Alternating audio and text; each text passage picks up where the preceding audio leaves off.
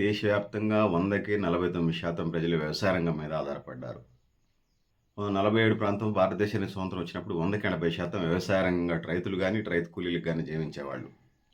ఇక ఆంధ్రప్రదేశ్‌లో 56-57% మంది ఇప్పటికీ వ్యవసాయ రంగం మీద డిపెండ్ అయి పనిచేస్తున్నారు. అక్కడ డెల్టా నేలల్లో అనేక నదులు ప్రవాహాలు ఉన్నాయి కాబట్టి వ్యవసాయ రంగం అంటే అక్కడ ఆంధ్రాలో బాగా మంచి క్రేజ్ ఉంటుంది. తెలంగాణలో కూడా సాగునీటి వనరులు పెరిగినాయి కాబట్టి 50% పైగా ఇక్కడ కూడా వ్యవసాయ రంగం మీద డిపెండ్ అయ్యి అటు రైతులు, రైతు కూలీలు పరోక్షంగా వివిధ మత్స్య పరిశ్రమ, పాడి పరిశ్రమ, కోళ్ళ పరిశ్రమ ఇవన్నీ కూడా ఆధారపడి ఉన్నాయి. దీంతో పాటు పెస్టిసైడ్స్, ఫెర్టిలైజర్స్ వాళ్ళు, ఇంకా విత్తనాల కంపెనీల వాళ్ళు, వివిధ రంగాల వాళ్ళు ఈ వ్యవసాయ రంగం మీదనే డిపెండ్ అయ్యి పనిచేస్తున్నారని తెలియజేస్తా ఉన్నాను.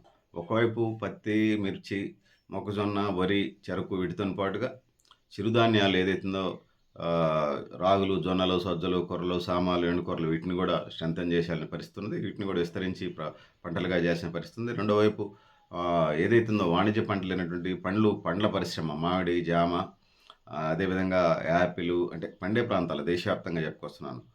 అనేక రకాల పండ్లు సుమారుగా ప్రపంచవ్యాప్తంగా 200 రకాల పండ్లు ఉన్నాయి. మన దేశంలో వాతావరణ పరిస్థితులకి ఏది అవకాశం ఉందో ఆ విధంగా ఏర్పాట్లు చేసే ప్రయత్నం చేయాలి. పండే ఉన్నటువంటి వాటిని ప్రతి మండల కేంద్రంలో ఒక అగ్రికల్చర్ ఆఫీసర్ కనీసంగా ఉండాలి. 5-6 రోజులకు ఉంటే ఇంకా మంచిది. ఆ విధంగా నేల సారవంతాన్ని అధ్యయనం చేస్తారు. ఏ పంటలు వేసుకోవాలనో, ఏం తక్కువ ఉందో వాటిలలో ఆ విధంగా సలహాలు, సూచనలు ఇస్తారు కాబట్టి ఆ విధంగా వ్యవసాయ రంగాన్ని అభివృద్ధి చేయాల్సిన పరిస్థితి ఉన్నది. ఇంకా కోల్డ్ స్టోరేజ్ నిర్మించాలి. ఇక్కడ అటు పంటలతో పాటు కూరగాయలకు కూడా కోల్డ్ స్టోరేజ్ నిర్మించాలి. రవాణా సౌకర్యాలు పెంచాలి. మద్దతు ధర నిర్ణయించాలి.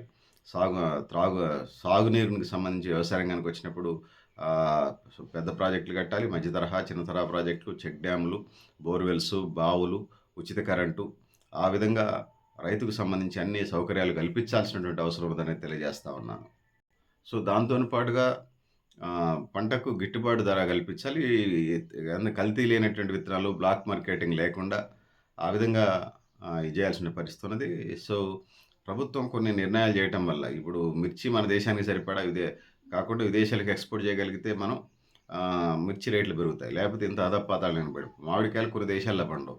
మన దేశానికి సంబంధించి సరిపోను ఆ దేశాలకి ఏదైతుందో మామిడికాయలు పండనటువంటి మామిడికాయల అవకాశం ఉన్నటువంటి దేశాలకు మనం ఎక్స్పోర్ట్ చేయగలిగితే మామిడి తోటల రైతులు ఆ విధంగా ఇది చేస్తారు. మనకు లేనటువంటి ప్రొడక్ట్స్ విశాలమైన భూభాగం ఉంది, చాలా పంటలు పండించుకోవచ్చు. మన పంటలను వ్యవసాయం ఉంది. ఇప్పటికీ చెప్పుకున్నట్టుగా 100కి 49-50% పైగా వ్యవసాయ రంగం మీదనే ఆధారపడి భారతదేశ ప్రజలు జీవిస్తున్నారు కాబట్టి వీటిని మనం విదేశాలకు ఎక్స్పోర్ట్ చేసుకోగలిగితే ఆ విధంగా మనం ఆర్థికంగా బలోపేతం అవుతారు మన రైతులు. సో దీంతో పాటు పాడి పరిశ్రమకు సంబంధించిన పాలు, పెరుగు, వెన్న, జున్ను, నెయ్యి, లస్సీ, మజ్జిగ వీటిని ఈ పాడి పరిశ్రమ కూడా ఇది చేసేసి ఆ విధంగా టర్నోవర్ చేయగలగాలి. దాంతో పాటు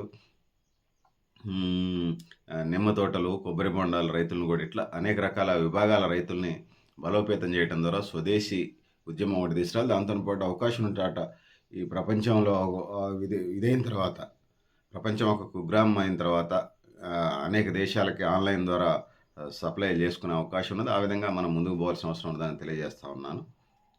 సామూహిక సేద్యం, సహకార సేద్యం గతంలో ఏర్పడేది. ప్రస్తుతం ఉన్న కమతాలను ఏదైతే ఉన్నాయో, ఉన్న చిన్న మధ్య తరహా ఉపాంత రైతులకు సంబంధించి వాళ్ళకి ఇన్ టైంలో ఎరువులు, విత్తనాలు, పురుగు మందులు కల్తీ లేనటువంటి అందజేసే ప్రయత్నం చేయాలి. ముఖ్యంగా 100కి సుమారుగా 50-80 రూపాయల దాకా బయటనే రైతులు రుణాలు తీసుకుంటా ఉన్నారు. సో అవన్నీ రూ. 2, రూ. 3 తీసుకోవటం, మళ్ళీ పంట రంగంలోనే ఎంత రేటుకి అమ్మేసి వాళ్ళు అప్పులు తీర్చాల్సిన పరిస్థితిలోకి నెట్టివేయబడ్డారు. సో ప్రభుత్వమే లోన్లు ఇస్తే కొద్ది మద్దతు ధర 1 నెల 2 నెలలు అయితే వస్తుందనుకుంటే అన్ని రోజులు ఆగుతారు. ఆ విధంగా మద్దతు ధర వచ్చిన తర్వాత అమ్ముకోవటం వల్ల వాళ్ళకి కొంచెం అదనంగా డబ్బులు రావడానికి అవకాశం ఉంది రైతులకు సంబంధించి. సో ఆ విధంగా ముందుకు పోవాల్సిన అవసరం ఉందని తెలియజేస్తాను. తద్వారా మాత్రమే రైతులు బలోపేతం కావడానికి ఆస్కారం ఉంటుందని విన్నవించుకుంటున్నాను. డీసీసీబీ, డిస్ట్రిక్ట్ కోఆపరేటివ్, సెంట్రల్ బ్యాంకులు అవి రుణాలు ఇవ్వాలి. ఎరువులు, విత్తనాలు కూడా వాటి ద్వారా సప్లై చేయాలి. దేశవ్యాప్తంగా ఈ పాలసీ చాలా మంచిదని తెలియజేస్తున్నాను. ఆ విధంగా ముందుకు పోవాల్సిన అవసరం ఉంది. సో రైతుకు సంబంధించి ఇంకా అనేక రకాల కార్యక్రమాలు తీసుకోవాల్సిన అవసరం ఉన్నది. సో మీరు కూడా మీ అభిప్రాయాన్ని కామెంట్ బాక్స్లో నేను తెలియజేస్తున్నాను. సో నేను కరడేపల్లి సత్యనారాయణ, న్యూ లక్ష్య ఆర్గనైజేషన్. థ్యాంక్ యూ ఉండాలి మిత్రులారా.